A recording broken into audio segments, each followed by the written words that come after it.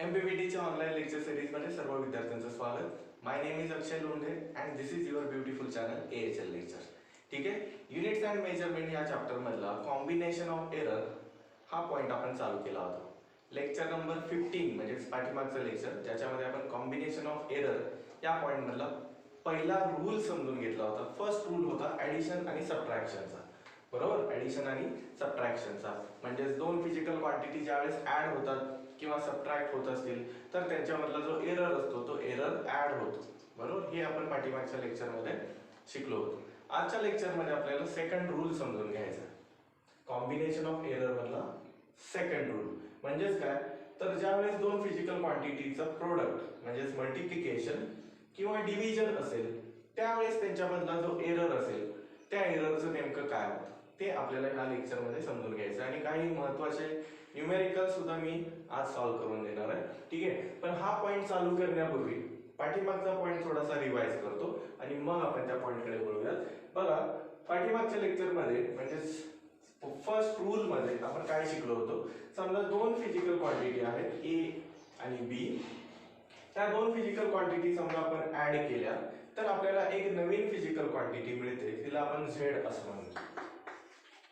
ठीक आहे, okay. Suppose A ह्या फिजिकल क्वांटिटी मध्ये एरर आहे, B ह्या फिजिकल क्वांटिटी मध्ये सुद्धा एरर आहे.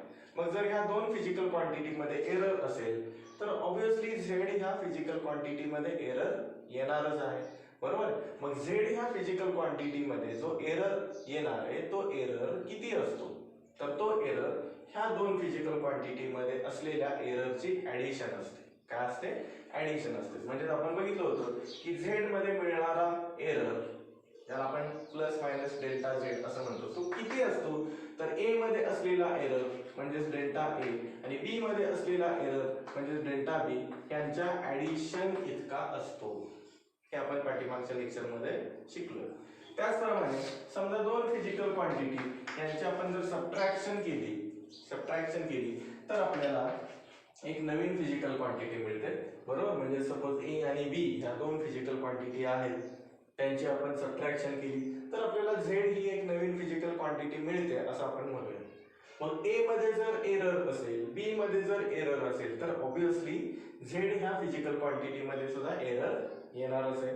मग Z मध्ये किती एरर असेल तो कसा फाइंड आउट करायचा, तर त्याच्यासाठी आपण तो रूल समजून घेतला होता. त्याच्यामध्ये आपल्याला काय मिळालं होतं, तर A मध्ये असलेला एरर आणि B मध्ये असलेला एरर हा ऍड होतो. काय होतो? ऍड होतो. ठीक आहे, म्हणजे इथं सुद्धा आपल्याला तेच रिलेशन मिळालं होतं जे आपल्याला ऍडिशन मध्ये मिळालं होतं. ठीक आहे, याच्यावरून आपण एक महत्त्वाचा रूल समजून घेतला किंवा शिकलो होतो की दोन फिजिकल क्वांटिटीची ज्या वेळेला ऍडिशन किंवा सबट्रॅक्शन असते त्यावेळेस त्यांच्यामध्ये असलेला जो एरर म्हणजेच कोणामधला, तर दोन फिजिकल क्वांटिटी मध्ये असलेला जो एरर आहे तो नेहमी ऍड होतो. हा महत्त्वाचा रूल आपण पाठीमागच्या लेक्चर मध्ये शिकलेलो होतो. काही न्यूमेरिकल सुद्धा आपण सॉल्व्ह केले होते. आता आपल्याला बघायचंय आजच्या लेक्चर मध्ये आपण सेकंड रूल समजून घेणार आहोत. ठीक आहे, बर. आता हेडिंग द्या कॉम्बिनेशन ऑफ एरर आणि त्याच्यामधला रूल नंबर 2. सेकंड रूल आहे एरर इन. इथे लिहितो मी error in product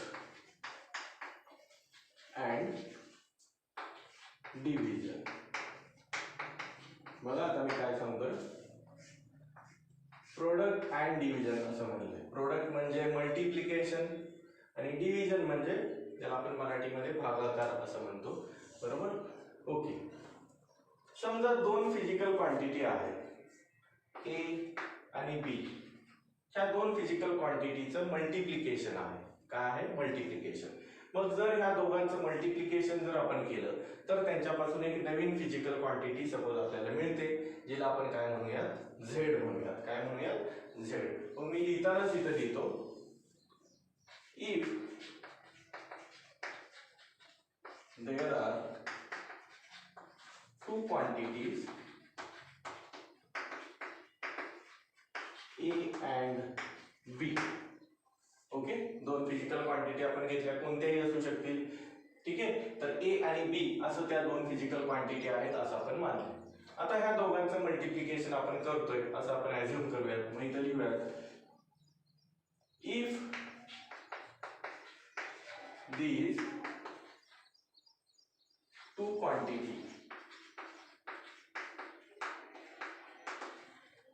are multiplied and suppose we get z. काय लिहिले जरा व्यवस्थित बघा.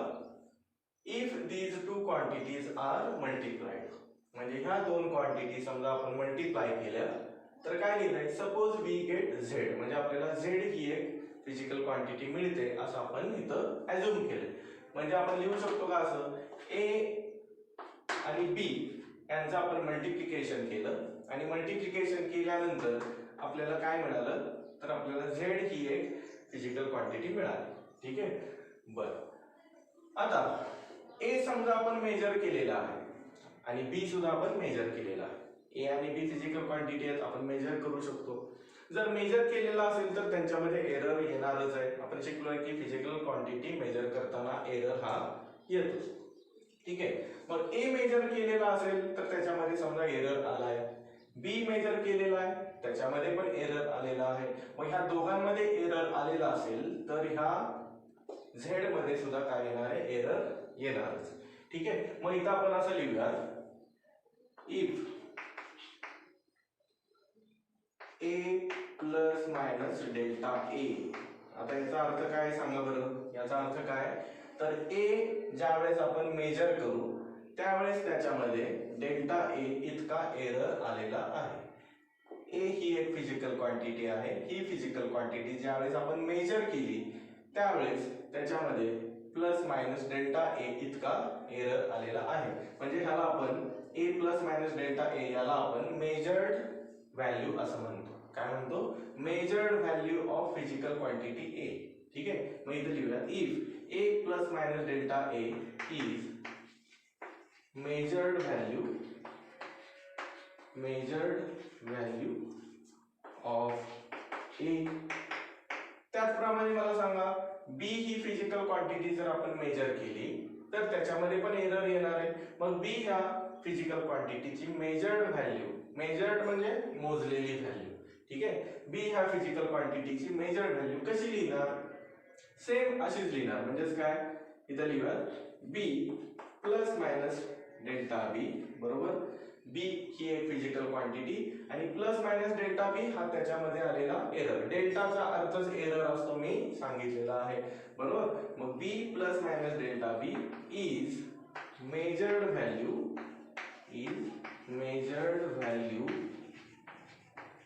ऑफ बी आहे बरोबर. ओके. मग ए मध्ये एरर आलेला आहे, बी मध्ये पण एरर आलेला आहे. ए आणि बी दोन्ही व्हॅल्यू आपण मेजर केलेल्या आहेत. मग आता ए आणि बी या दोघांच्या ठिकाणी आपण या दोन्ही व्हॅल्यू काय करूयात, सबस्टिट्यूट करूयात. ठीक आहे. ओके. मग इथे लिहूयात आपण त्याला इक्वेशन 1 म्हणूयात आपण. दिस इज इक्वेशन 1. ओके. मग इथे लिहूयात देअरफॉर फ्रॉम इक्वेशन 1. ठीक आहे. मी इथे लिहितो z इज इक्वल टू ए ची व्हॅल्यू आहे ए प्लस मायनस डेल्टा ए. ठीक आहे. आणि बी ह्या फिजिकल क्वांटिटीची मेजर्ड व्हॅल्यू आहे बी प्लस मायनस डेल्टा बी. ओके. आता मगाशीच मी तुम्हाला सांगितलं की जर ए आणि बी मध्ये एरर आलेला असेल तर झेड मध्ये एरर येणारच आहे. मग झेड मध्ये किती एरर आलेला असेल तर प्लस मायनस डेल्टा झेड बरोबर. झेड ह्या फिजिकल क्वांटिटी मध्ये जो एरर आलेला असेल तो एरर असणार आहे प्लस मायनस डेल्टा झेड इतका.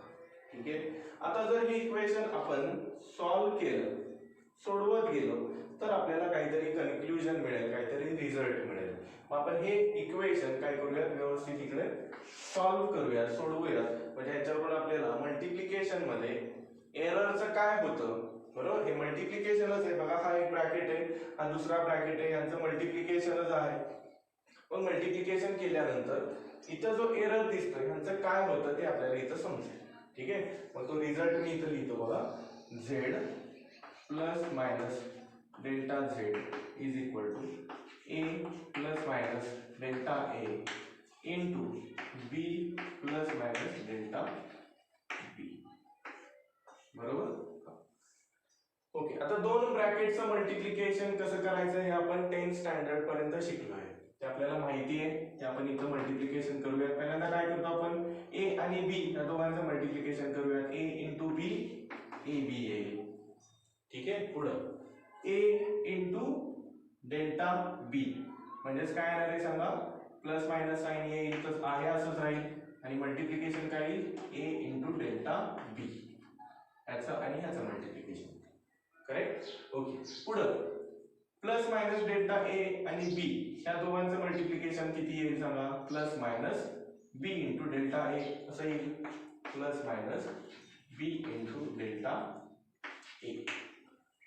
ठीक आहे, आता कशाचं राहिलंय, ह्याचं आणि ह्याचं. प्लस मायनस डेल्टा ए आणि प्लस मायनस डेल्टा बी ह्या दोघांचं मल्टिप्लिकेशन, ते मल्टिप्लिकेशन किती येईल, plus minus delta A into delta बी असं मल्टिप्लिकेशन आपण केलं. ठीक आहे, जसं आपण एक्स प्लस वाय आणि एक्स प्लस झेड यांचं मल्टिप्लिकेशन करतो, सेम तसंच मल्टिप्लिकेशन या ब्रॅकेटचं केलेलं आहे. ठीक आहे, अवघड असं काय नाही. बघा पुढे आता हे जे इक्वेशन आपल्याला मिळालंय ह्या इक्वेशन मध्ये जरा ही टर्म व्यवस्थित बघा. या टर्म मध्ये तुम्हाला काय दिसतंय, तर डेल्टा ए आणि डेल्टा बी यांचं मल्टिप्लिकेशन दिसतंय. पण डेल्टा ए म्हणजे काय, तर एरर, आणि डेल्टा बी म्हणजे पण काय, एररच आहे, बरोबर. आणि एरर कसा असतो, एरर खूप स्मॉल असतो. एरर कसा असतो, खूप स्मॉल असतो, म्हणजे दोन स्मॉल क्वांटिटीचं हे मल्टिप्लिकेशन आहे, बरोबर. मग दोन स्मॉल क्वांटिटीचं जर मल्टिप्लिकेशन केलं तर ते स्मॉलच येणार आहे, बरोबर आहे. म्हणजे थोडक्यात ही जी टर्म आहे ही टर्म खूप स्मॉल येत असल्यामुळे आपण तिला निग्लेक्ट करतो. काय करतो, निग्लेक्ट करतो. लक्षात ठेवा, फिजिक्स मध्ये तुम्हाला इथून पुढे हळूहळू ह्या गोष्टी लक्षात येतील. ज्यावेळेस दोन फिजिकल क्वांटिटी खूप स्मॉल आहेत किंवा दोन व्हॅल्यूज खूप स्मॉल आहेत, त्यांचं जर आपण मल्टिप्लिकेशन केलं ते खूप स्मॉल येत असेल तर ते आपण निग्लेक्ट करू शकतो. निग्लेक्ट करायचं म्हणजे थोडक्यात ही जी व्हॅल्यू आहे ही व्हॅल्यू इथून काढून टाकायची. ठीक आहे, म्हणजे डेल्टा ए इंटू डेल्टा बी ही व्हॅल्यू इथून निघून गेली. मग उरलं काय, तर उरलं फक्त एवढंच, तेच फक्त मी खाली लिहिणार आहे. आता मग इथं लिहितो, as delta A into delta B is very small so neglecting. त्याला आपण काय केलं, निग्लेक्ट केलं. कळालं का, निग्लेक्ट का केलं, कारण की त्यांचं मल्टिप्लिकेशन खूप स्मॉल व्हॅल्यू येते म्हणून निग्लेक्ट केलं. ठीक आहे, मग आता उरलं काय बघा, Z plus minus delta Z is equal to काय उरलं, A B plus minus A into delta B plus minus B into delta A. त्या राहिलेल्या सगळ्या टर्म आहे अशा लिहिलेल्या आहेत. ठीक आहे, आता बघा आपल्याकडे झेड ची व्हॅल्यू आहे, आपल्याकडे झेड किती आहे, Z is equal to A into B आहे. मग मी इथं झेडच्या ठिकाणी ए इंटू बी ही व्हॅल्यू सबस्टिट्यूट करू शकतो, बरोबर. मग मी इथं लिहितो A B plus minus delta Z is equal to परत आहे A B plus minus A into delta B plus minus B into delta. ठीक आहे, आता इकडे बघा ए बी ही व्हॅल्यू इथं प्लस आहे, इकडच्या बाजूला आली तर काय होईल, मायनस होईल, आणि ह्या ए बी सोबत ती काय होईल, कॅन्सल होईल. ठीक आहे, बघा ए बी इकडं प्लस आहे, इकडं आल्यानंतर काय होईल, मायनस होईल. म्हणजे इकडचा प्लस ए बी आणि इकडून आलेला मायनस ए बी ह्या दोन्ही व्हॅल्यू कॅन्सल होतील, म्हणजे मी इथंच कॅन्सल करून टाकतो. ठीक आहे, मग काय उरलंय बघा आता, plus minus delta Z is equal to plus minus A into delta B plus minus B into delta A असं आहे. ठीक आहे, आता हे प्लस मायनस हे तिन्ही सुद्धा साइन निघून जातात आणि तिथं प्लस लिहिलं तरी सुद्धा चालेल. हे पाठीमागच्याच लेक्चर मध्ये मी एक्सप्लेन केलेलं होतं, बरोबर. बघा इकडं समजा हे प्लस असेल, बरोबर, तर काय होणार आहे, इथलं प्लस हे नाही लिहिलं तरी सुद्धा चालेल. आता समजा इथं जर मायनस असेल, इथं मायनस असेल आणि इथं जर मायनस असेल, तर हे दोन्ही मायनस साइन आपण कॉमन घेतले तर ते मायनस आणि इकडचं मायनस काय होतं, कॅन्सलच होतं, हे आपल्याला माहिती आहे, बरोबर. बघा इकडं हे मायनस मी कॉमन घेतलं तर a इंटू डेल्टा बी आणि आतमध्ये उरणार आहे plus B into delta A आणि इकडे काय आहे मायनस डेल्टा झेड. मग हे मायनस आणि हे मायनस हे काय होणार आहे कॅन्सलच होणार आहे बरोबर. म्हणजे थोडक्यात मगाशी जे आपलं आन्सर आलेलं होतं ते प्लस डायरेक्ट लिहिलं तरी सुद्धा चालतंय. बघा हे असं आलं होतं प्लस मायनस आणि प्लस मायनस. याच्यामध्ये हे मायनस साइन निघूनच जाणार आहे आणि फक्त प्लस होणार आहे. म्हणजेच उरेल delta Z is equal to A into delta B plus B into delta A असं होईल. ठीक आहे. आता ह्याच्या पुढे कसं सॉल्व्ह करायचं जरा बघा. ह्याच्या पुढे काय करायचं आपल्याला दोन्ही साइडला आपण काय करणार आहे झेड ने डिवाइड करणार आहे. कशाने डिवाइड करणार आहे झेड ने. बघा काय होणार आहे काय मिळतं आपल्याला व्यवस्थित कळेल. ओके मग इथं लिहितो मी dividing both sides by Z. दोन्ही बाजूला आपण झेड ने डिवाइड केलं. प्रत्येक टर्मला झेड ने डिवाइड करायचं. ठीक आहे. मग इथं काय येईल बघा delta Z upon Z is equal to इथं काय मिळणार आहे A into delta B upon Z इथं plus B into delta A divide by Z. असं का केलं ते आपल्याला पुढच्या स्टेपमध्ये कळेल. ओके आता इथं जी झेड ची व्हॅल्यू आहे ती झेड ची व्हॅल्यू आपल्याकडे आहे. किती आहे value Z is equal to A into B आहे. ठीक आहे. मग ह्या ठिकाणी म्हणजे इथं आणि इथं आपण झेड ची व्हॅल्यू काय करूया टाकूया. मग काय मिळेल बघूयात आपण. इथं सॉल्व्ह करतो तर इथं जागा आहे बघा काय मिळेल इकडं आहे डेल्टा झेड अपॉन झेड तसंच राहील delta Z upon Z is equal to A into delta B divide by काय येणार ए बी. ठीक आहे. झेड ची व्हॅल्यू काय केली टाकली. झेड ची व्हॅल्यू आहे A B plus B into delta A आणि डिवाइड बाय काय आहे ए बी. ठीक आहे. आता काय होईल बघा इथला ए आणि इथला ए कॅन्सल होईल. इथला बी आणि इथला बी कॅन्सल होईल आणि एक महत्वाचा रिझल्ट मिळेल.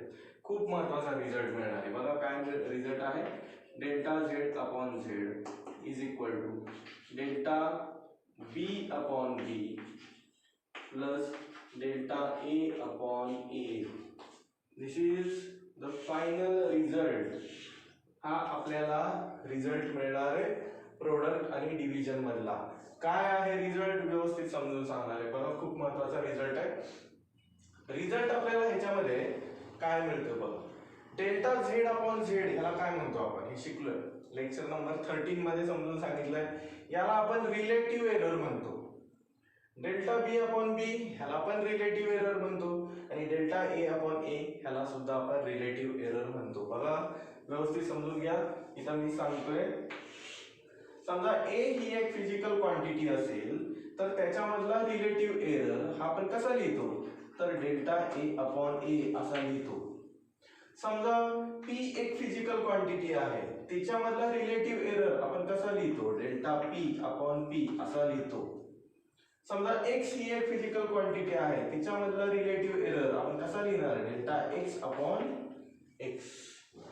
ज्यांनी पाठीमागचं लेक्चर बघितलेलं नसेल त्यांनी लक्षात ठेवा काय सांगितलं मी डेल्टा झेड अपॉन झेड हा रिलेटिव्ह एरर आहे. कशामधला रिलेटिव्ह एरर आहे तर झेड ह्या फिजिकल क्वांटिटी मधला relative error. Delta B upon बी हा रिलेटिव्ह एरर आहे. हा कशामधला रिलेटिव्ह एरर आहे तर बी हा फिजिकल क्वांटिटी मधला आहे आणि डेल्टा ए अपॉन ए हा सुद्धा रिलेटिव्ह एरर आहे. कशामधला तर ए ह्या फिजिकल क्वांटिटी मधला आहे.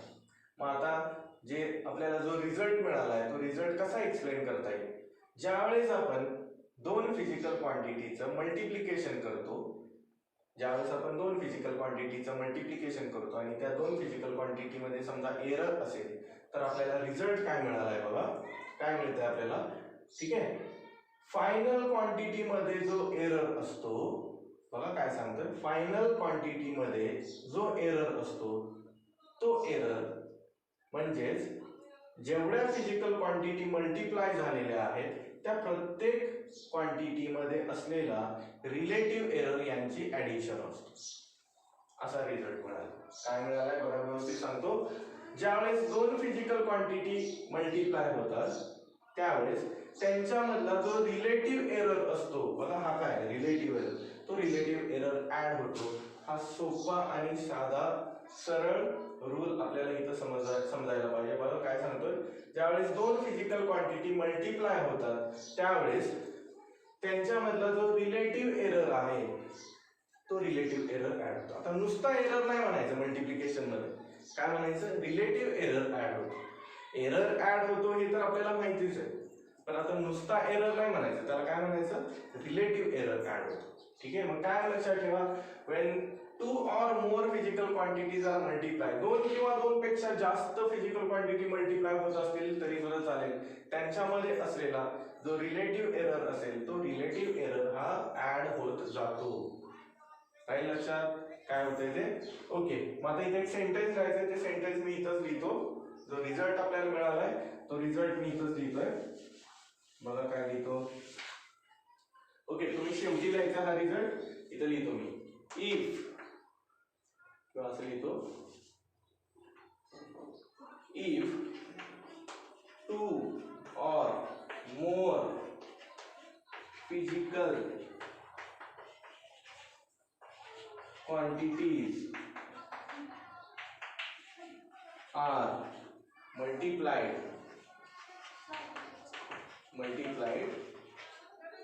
then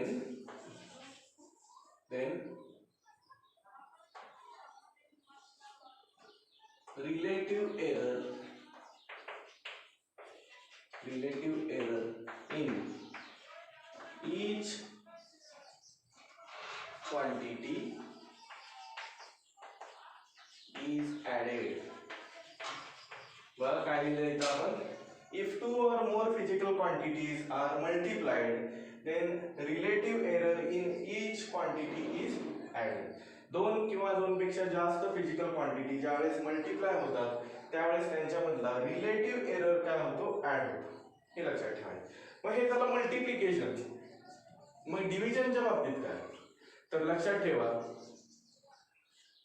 डिव्हिजन जरी असेल म्हणजे z is equal to a upon b असं दिलेलं असेल, z is equal to a upon b, याला आपण डिव्हिजन म्हणतात.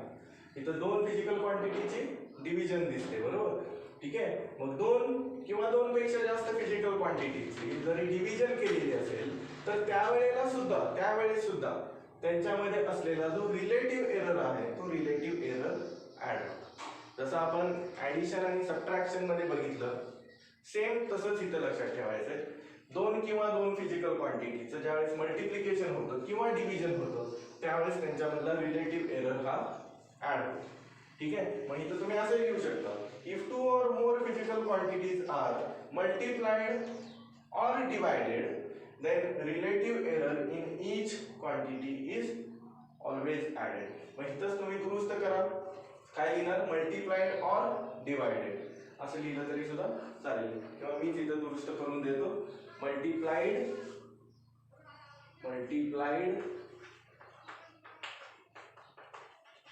और डिवाइडेड. ठीक है.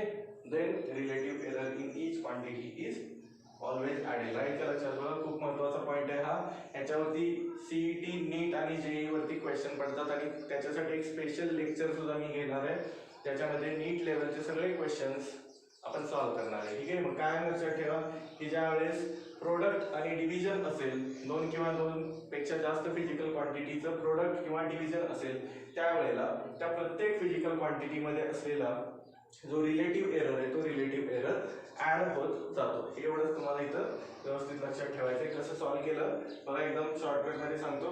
दोन फिजिकल क्वांटिटीचं मल्टिप्लिकेशन दाखवलं, आपल्याला थर्ड फिजिकल क्वांटिटी मिळते असं लिहिलं.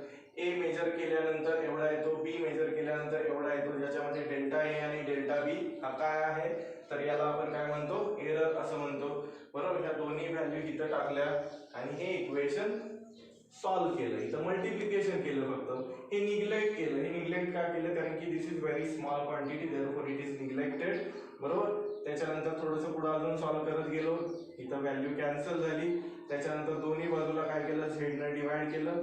झेडनं डिवाइड करून झेडचीच व्हॅल्यू काय केली, इथं सबस्टिट्यूट केली. इथं ए आणि इथला बी कॅन्सल झाला आणि आपल्याला हे रिझल्ट मिळालेला आहे. ठीक आहे, तर हे व्यवस्थित लिहून घ्या. हे लिहून घेतल्यानंतर आपण लगेच ह्याच्यावरचे न्यूमेरिकल्स सॉल्व्ह करूया. ओके, फर्स्ट एक्झाम्पल बघूया. काय दिले बघा. फर्स्ट एक्झाम्पल व्यवस्थित समजून घ्या म्हणजे पुढचे एक्झाम्पल लक्षात राहतील कसे सॉल्व्ह करायचे. In an experiment to determine the volume of an object. एका ऑब्जेक्टचं काय करायचं, इथं व्हॉल्यूम डिटरमाइन करायचं आहे. त्याच्यासाठी एक एक्सपेरिमेंट केलं आहे बघा. In an experiment to determine the volume of an object, mass and density are recorded. Mass आणि डेन्सिटी मेजर केलेली आहे. मासची व्हॅल्यू आपल्याला दिलेली आहे. मासची व्हॅल्यू 5 ± 0.15 किलोग्राम. त्याच्यामध्ये 0.15 म्हणजेच काय असतो, एरर. बरोबर, मासमध्ये आलेला एरर. त्याचप्रमाणे डेन्सिटीची व्हॅल्यू दिलेली आहे 5 ± 0.2 किलोग्राम मीटर रेज टू -3. बरोबर, याच्यामध्ये डेन्सिटी मध्ये असलेला जो एरर आहे तो आहे 0.2. ठीक आहे. कॅल्क्युलेट करायचे पर्सेंटेज एरर. पर्सेंटेज एरर कशामधला फाइंड आउट करायचा, इन मेजरमेंट ऑफ व्हॉल्यूम असं म्हणलं. म्हणजे व्हॉल्यूम मध्ये असलेला जो पर्सेंटेज एरर आहे तो पर्सेंटेज एरर आपल्याला फाइंड आउट करायचा. ठीक आहे, पहिल्यांदा गिवन लिहूयात. मास दिलं आपल्याला, किती दिलंय, 5 ± 0.15 किलोग्राम. त्याच्यानंतर डेन्सिटी आहे 5 ± 0.2 किलोग्राम मीटर रेज टू -3. बरोबर, किलोग्राम पर मीटर क्यूब म्हणा किंवा kilogram metre raise to -3. Okay, काय फाइंड आउट करायचंय, टू फाइंड. काय फाइंड आउट करायचं आपल्याला सांगितलंय, percentage error. Percentage error in volume असं म्हणलं. Percentage error in volume. Okay, बघा मग आता हे कसं सॉल्व्ह करायचं. आपल्याला पर्सेंटेज एरर फाइंड आउट करायचं आहे. बघा, पर्सेंटेज एरर कसा फाइंड आउट करतो आपण. पर्सेंटेज एरर म्हणजे रिलेटिव्ह एरर आणि त्याला मल्टिप्लाय बाय काय करतो आपण, 100. हे लेक्चर नंबर 13 मध्ये आपण स्टडी केला याचा. पर्सेंटेज एरर म्हणजे रिलेटिव्ह एरर मल्टिप्लाय बाय 100. म्हणजे रिलेटिव्ह एरर पहिल्यांदा फाइंड आउट करा, त्याच्यावरून तुम्हाला पर्सेंटेज एरर मिळेल. ठीक आहे, रिलेटिव्ह एरर आपल्याला पहिल्यांदा फाइंड आउट करावा लागणार आहे. कशाचा रिलेटिव्ह एरर फाइंड आउट करावा लागेल, तर व्हॉल्यूमचा. व्हॉल्यूमचा रिलेटिव्ह एरर पहिल्यांदा फाइंड आउट करा, मग त्याला 100 ने मल्टिप्लाय करा, मग तुम्हाला मिळेल पर्सेंटेज एरर इन व्हॉल्यूम. ठीक आहे, मग इकडं आपल्याला सुरुवातीला व्हॉल्यूम साठी फॉर्म्युलाच माहिती पाहिजे. त्याच्याशिवाय आपण सुरुवात नाही करू शकत. बघा, इकडे आपल्याला पर्सेंटेज एरर इन व्हॉल्यूम सांगितलंय, म्हणजे व्हॉल्यूमचा फॉर्म्युला पहिल्यांदा आपल्याला माहिती पाहिजे. त्याच्यासाठी आपल्याला इथं मास आणि डेन्सिटी दिलेला आहे. मास आणि डेन्सिटी, मग डेन्सिटी वरून आपल्याला व्हॉल्यूम मिळू शकेल. बरोबर आहे का. बघा, इथं लिहितो मी, वी नो डेन्सिटीचा फॉर्म्युला काय आहे, what is density. Density is equal to mass upon volume. बरोबर, ठीक आहे. ओके, डेन्सिटी म्हणजेच रो, मास म्हणजेच एम आणि व्हॉल्यूम म्हणजेच काय आहे, व्ही. आपल्याला व्हॉल्यूम फाइंड आउट करायचं आहे, म्हणजे व्हॉल्यूम इकडं न्या आणि डेन्सिटी इकडं ना. बरोबर, व्हॉल्यूम ह्या बाजूला आणा आणि डेन्सिटी इकडं न्या, म्हणजे काय मिळेल, V is equal to M upon rho असं. ठीक आहे, आता आपण फाइंड आउट करणार आहे पहिल्यांदा रिलेटिव्ह एरर इन व्हॉल्यूम. मग व्हॉल्यूम कशावरती डिपेंड आहे, एक म्हणजे मास आणि दुसरं आहे डेन्सिटी. मग रिलेटिव्ह एरर इन व्हॉल्यूम हा किती असेल, तर relative error in mass plus relative error in density असेल. समजतंय. बघा, इथं दोघांची डिव्हिजन आहे, मग सेकंड रूल. बरोबर आहे का. डिव्हिजन किंवा मल्टिप्लिकेशन असेल तर प्रत्येक फिजिकल क्वांटिटी मध्ये असलेला रिलेटिव्ह एरर हा काय होतो, ऍड होतो. म्हणजेच व्हॉल्यूम मध्ये असलेला रिलेटिव्ह एरर हा किती असणार आहे, तर मास मध्ये असलेला रिलेटिव्ह एरर प्लस डेन्सिटी मध्ये असलेला रिलेटिव्ह एरर. म्हणजे ह्या दोघांची ऍडिशन होणार. बरोबर, यांच्या दोघांमध्ये असलेला जो रिलेटिव्ह एरर आहे त्यांची ऍडिशन होणार. मग इथं लिहूयात आपण therefore relative error in volume. तर सॉल्व्ह करतो इकडं. Relative error in volume is equal to relative error in mass. बरोबर आहे का. बघा, प्लस रिलेटिव्ह एरर इन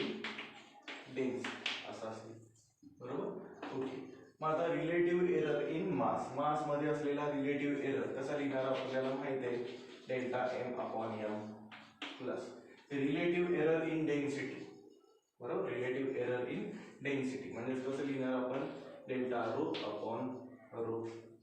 ठीक आहे, इथे डिव्हिजन आहे, चुकून डिव्हिजन कराल, चुकून असं कराल की relative error of mass divide by relative error of rho असं कराल चुकून, तर तसं नाहीये.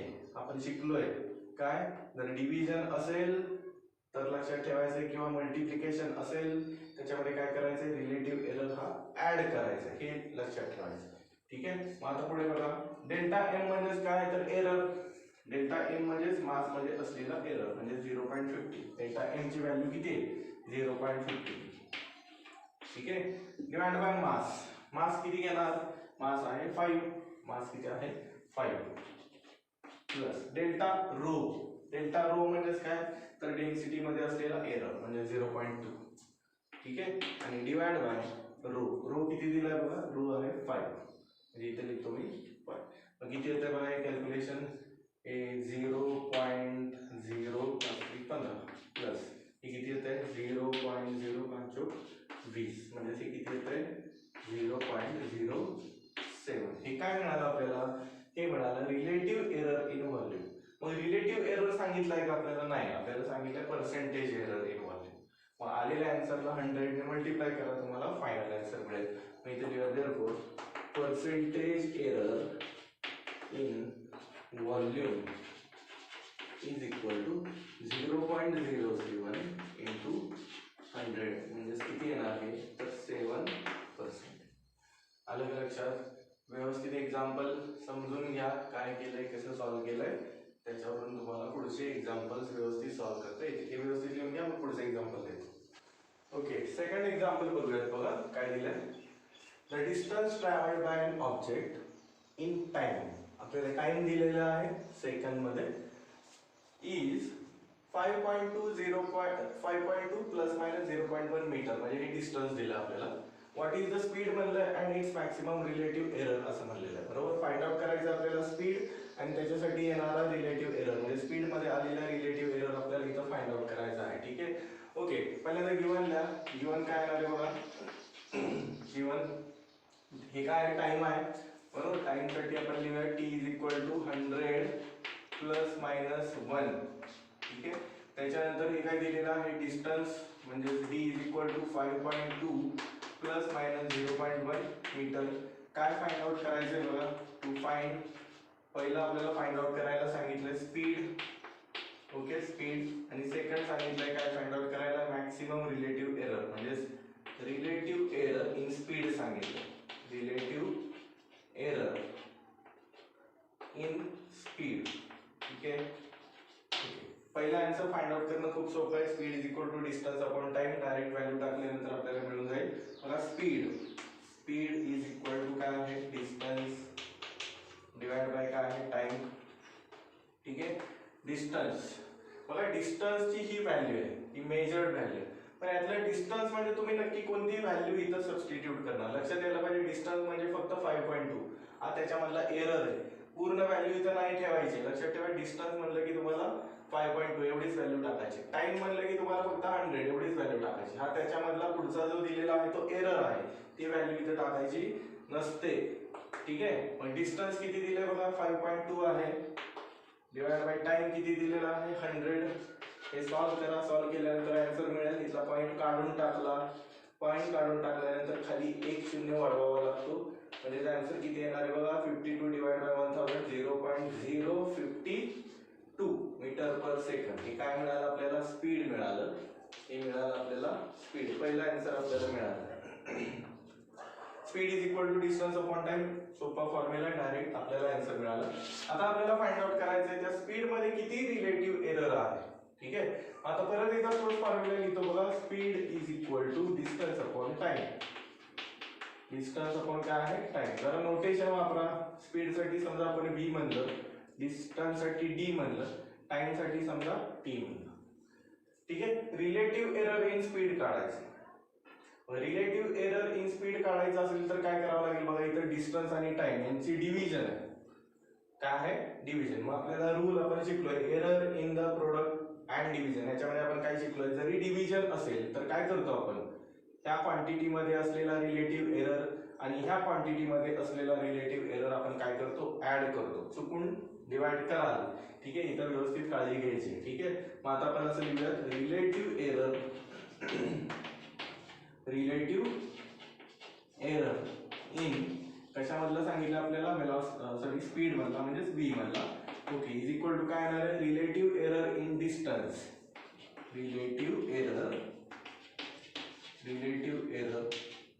In D. डी म्हणजे काय आहे तर डिस्टन्स आहे. ठीक आहे, plus relative error in T. T म्हणजे टाइम. रिलेटिव्ह एरर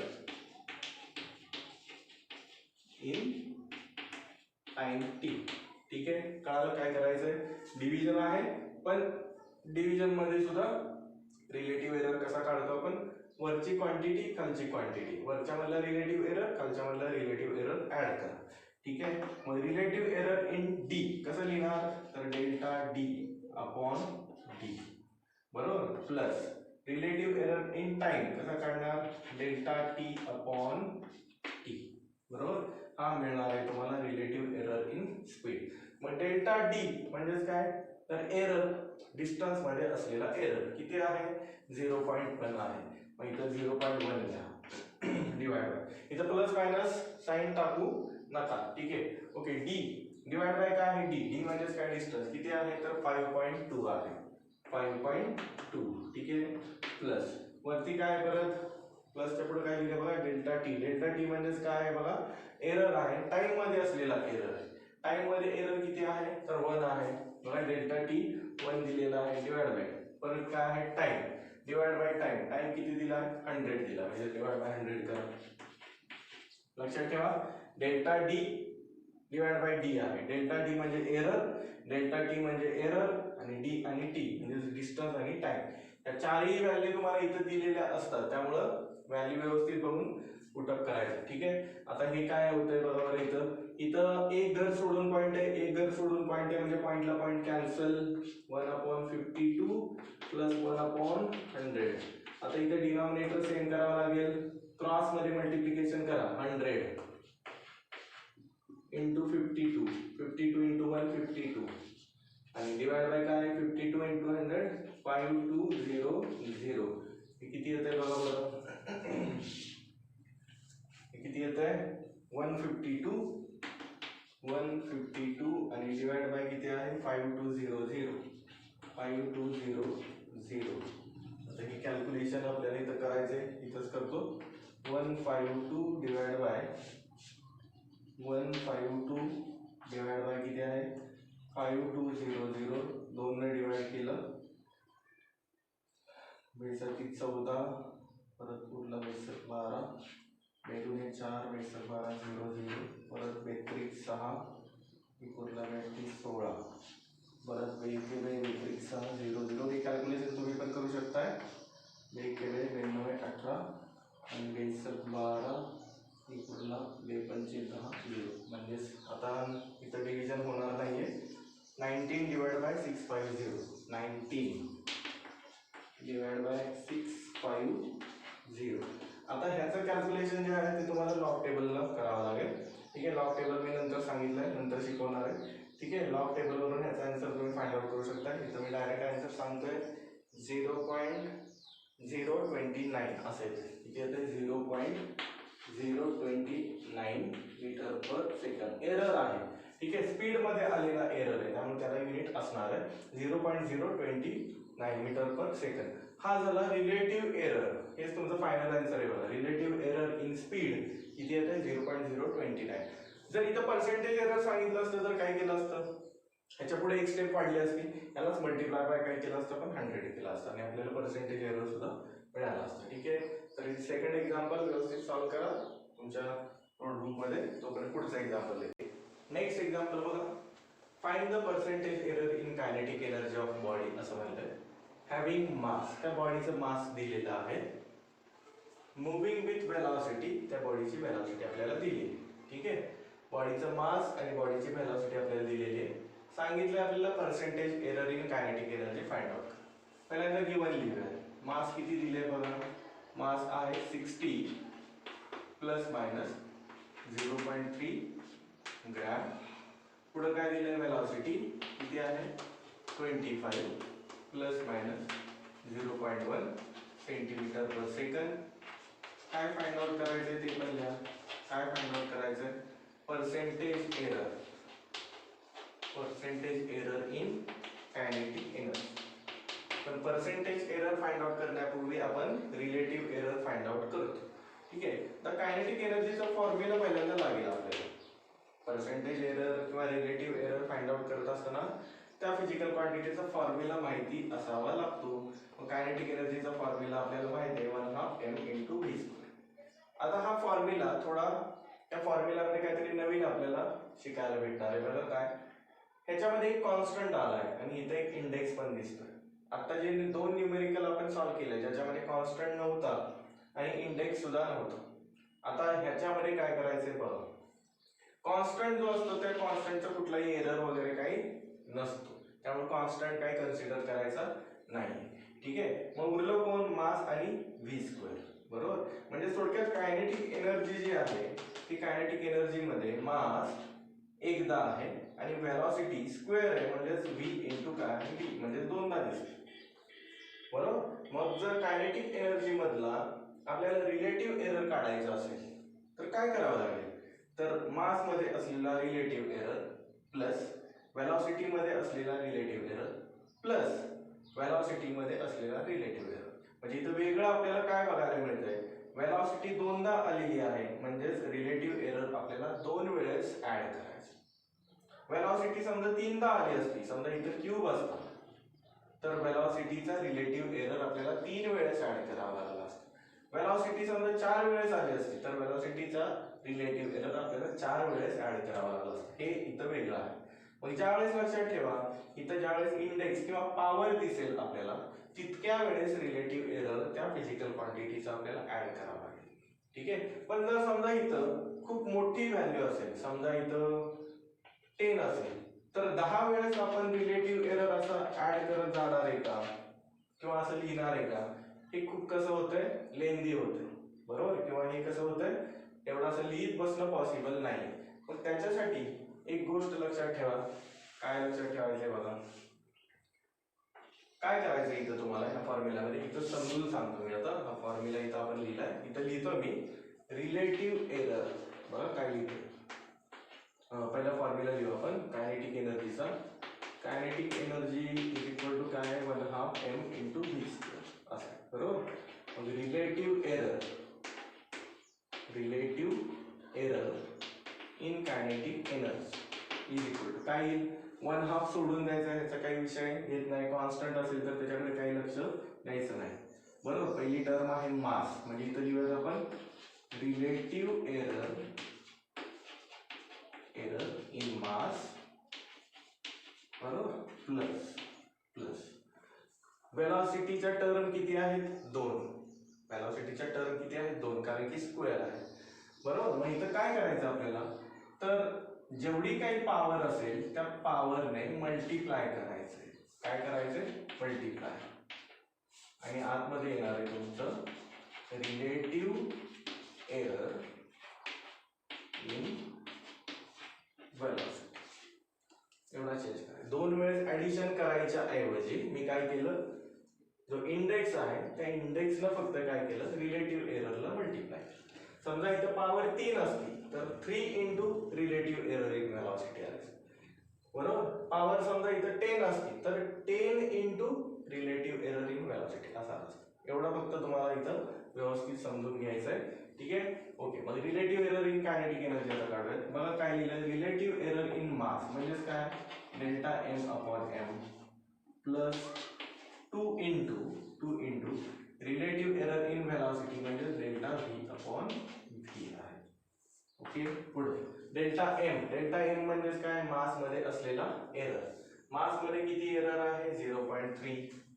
इथे लिहिलं 0.3 डिवाइड बाय काय आहे मास किती दिसतं इथं 60 आहे म्हणजेच डिवाइड बाय 60. पुढे प्लस 2 ×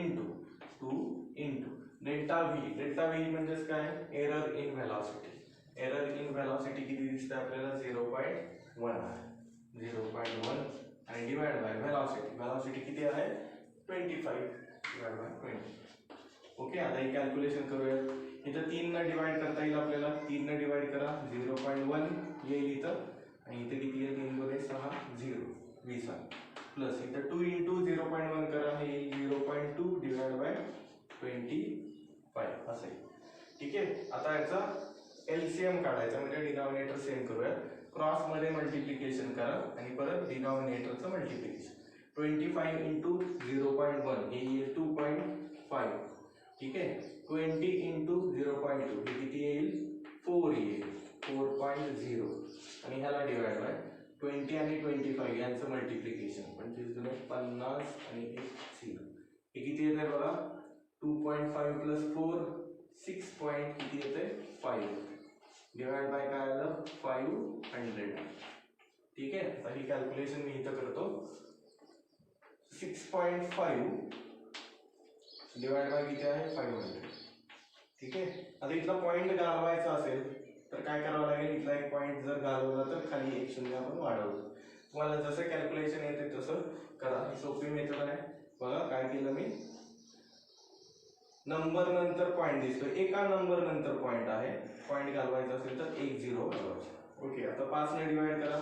5 1 5 5 3 15 बरोबर. पुढं 5 1 5 0 0 0 3 शून्य आहेत बरोबर. 1000 आहे इथं 13 आहे म्हणजेच काय करावं लागेल 13 डिवाइड बाय 1000. 3 शून्य आहेत म्हणजे 3 घरं सोडून पॉइंट द्यायचं म्हणजे 0.013 असं येईल. किती येतं हे 0.013 म्हणजे तिथं percentage error sorry relative error मिळाला आपल्याला. Relative error is equal to 0.013. ठीक आहे, पण फाइंड आउट आपल्याला करायचंय काय, आपल्याला फाइंड आउट करायचंय पर्सेंटेज एरर बरोबर. So percentage error in kinetic energy कसं फाइंड आउट करतो. आलेल्या रिलेटिव्ह एररला 100 ने मल्टिप्लाय करा. सो 0.013 मल्टिप्लाय बाय 100 म्हणजे ते किती येते बघा 1.3%. हे काय असणार आहे फायनल आन्सर असणार आहे बरोबर. ओके, रिलेटिव्ह एरर जो आपण फाइंड आउट केला 0.013 याला युनिट पण लिहिलं तरी सुद्धा चालेल. युनिट काय राहिले बघा, रिलेटिव्ह एरर तुम्ही फाइंड आउट केलाय कायनेटिक एनर्जीचा, याचं युनिट कायनेटिक एनर्जीचा युनिट काय येईल ते तुम्हाला काय करावं लागेल तिथे लिहावं लागेल. युनिट किती येते बघा, मास आहे किलोग्राम मध्ये, वेलोसिटी आहे मीटर पर सेकंद स्क्वेअर म्हणजे metre square upon second square म्हणजे कायनेटिक एनर्जीचं unit kilogram metre square upon second square energy आहे त्यामुळे काय येणार आहे हे एनर्जी इन जूल म्हणजे इथं जूल लिहिलं तरी सुद्धा चालेल. ठीक आहे, तर आजचं लेक्चर आपण इथेच थांबवतोय. व्यवस्थित सांगितलेले न्यूमेरिकल्स व्यवस्थित सॉल्व करा.